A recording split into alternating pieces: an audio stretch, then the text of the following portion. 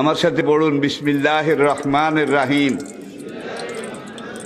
আস্তাগফিরুল্লাহ রব্বি মিন কুল্লি যামবিন ওয়া আতুবু ইলাইহি লা হাওলা ওয়ালা কুওয়াতা ইল্লা বিল্লাহিল আলিয়্যিল আযীম।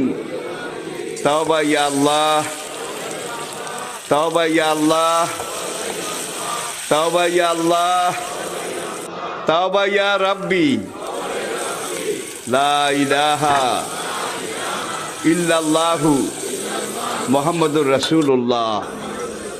আল্লাহর কসম, পিছনের জীবনে সব গুনাহ আল্লাহ মাফ করে দিয়েছে এই তওবার কারণে, সব মাফ করিয়া লাইছে।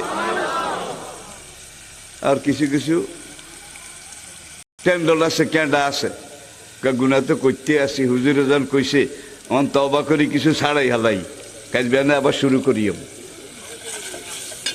এদের তওবা কবুল হবে না। মনে রাখতে হবে তওবা করছি শাসা হলে হালা কইছি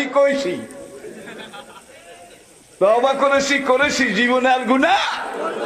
এই নিয়ত নিয়ে, এই প্রস্তুতি নিয়ে তওবা করতে হবে। নবী বলেন আত-তাইবু মিনাজ যামবি কামান লা যামবা লাহু। এইভাবে যে তওবা করেছে আল্লাহ এমন ভাবে মাফ করে দিয়েছেন যেন তার জীবনে কোনো গুনাহ।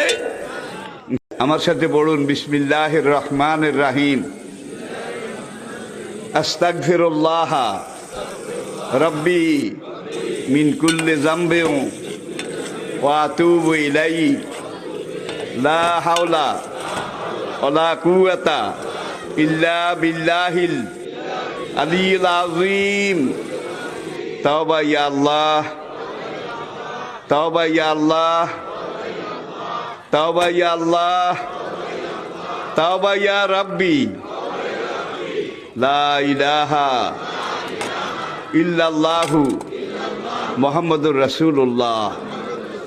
আল্লাহর কসম, পিছনের জীবনে সব গুনাহ আল্লাহ মাফ করে দিয়েছে এই তওবার কারণে, সব মাফ করিয়া লাইছে। আর কিছু কিছু